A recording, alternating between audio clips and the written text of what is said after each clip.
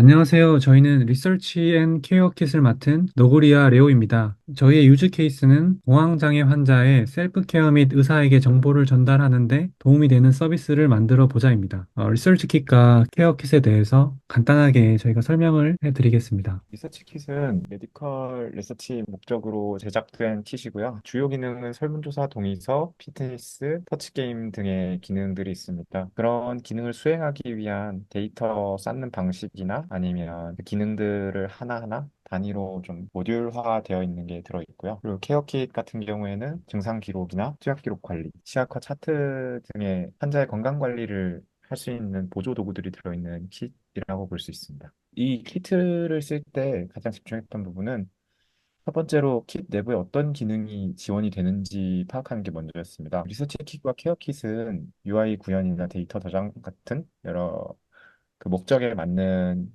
데 도움이 되는 기능들이 하나하나 들어있는데요. 이 kit들이 사전조사 해봤을 때 다 다른 kit들에서도 충분히 구현이 가능한 기능들이었고, 이 kit과 이 킷 중에 이제 선택을 해서 써야 되는 그런 기능 선택의 순간에 우리가 리서치 킷을 어떤 때 선택을 할 것인가, 우리가 케어 킷을 어떤 때 선택을 할 것인가, 이런 걸 좀 파악을 했어야 했고요. 그리고 두 번째로는 기능 구현할 때 이게 진짜 도움이 될 만한 기능인가.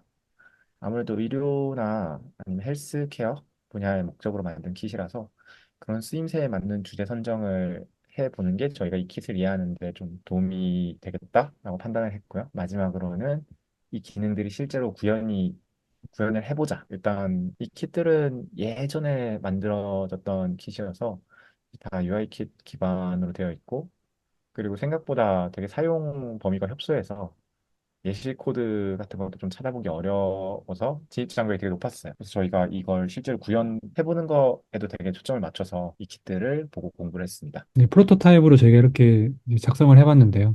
케어 킷을 잠깐 설명을 드리면 보시면 이제 각각 태스크가 있어요. 왼쪽에 호흡, 명상, 이렇게 약 복용 이런 식으로 태스크가 주어지고 환자는 이거를 클릭을 하면서 약간 이런 태스크에 대한 이제 습관을 들이게끔 가이드를 해줄 수 있는 거고 이런 거를 클릭했을 때 건강관리 기록이 다 남기 때문에 아래쪽에 보시면 그래프가 보이실 텐데 공황 발작과 이제 약 복용 간의 상관관계를 볼 수도 있고요. 또 사용자가 공황 발작이 일어났을 때 이제 버튼을 클릭해서 언제 어느 시간에 공황 발작이 많이 발생했는지도 파악을 할 수가 있고요.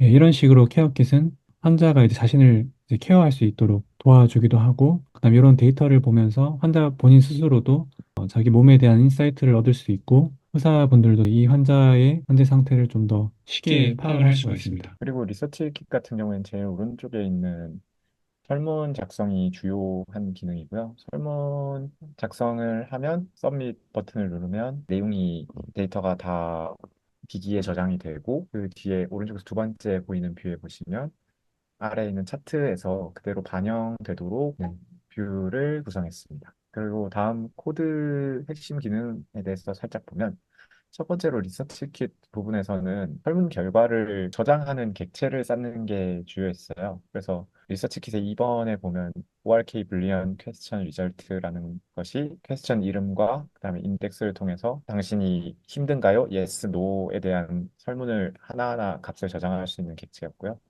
그다음에 그걸로 1번, 3번에 나온 ORK 스텝 리절트라는 객체 설문 결과를 순서대로 1번부터 13번까지 쭉 저장을 하고 마지막에 4번에 있는 ORK 타스크 리절트에 매 설문 결과를 쭉 저장해서 데이 바이 데이로 차트로 나타내는 것까지 리서치 킷에서 기능을 좀 사용했습니다. 케어 킷에서는 환자 정보를 저장하는 객체가 있었고, 그다음 태스크가 스케줄별로 나눠져야 되니까 태스크랑 스케줄이라는 객체가 또 있었습니다. 잠깐 구현을 해본 걸 잠깐 보여드리면 약간 이런 식으로 구성이 되어 있습니다. 이제 환자가 각 태스크를 이제 완료를 하면 해당 날짜가 이제 완료됐다고 뜨고, 그다음에 공황 발작이 일어났을 때 언제 일어난지 로그를 남길 수 있고, 이 로그에 따라서 여기 그래프가 이제 변화가 되면서 공황 발작과 어느 다른 변수와의 상관관계를 볼 수가 있습니다. 리서치킷 쪽에 보면 메일 돌아보기라고 되어 있는 부분은 실제 설문을 위한 영역이고 아래 지난날 돌아보기 영역은 차트를 보는 영역인데 위에 오늘 내 기분 돌아보기 버튼을 눌러보면 설문이 모달로 나타나게 되고요. 선택한 결과를 서브밋하면 그 결과가 밑에 차트에 반영이 되게 되어 있습니다. 네, 이상으로 리서치 kit과 케어 kit을 써서 공황장애 환자들을 좀 케어해 줄 수 있는 앱을 만들어 봤고요. 시청해 주셔서 정말 감사드립니다.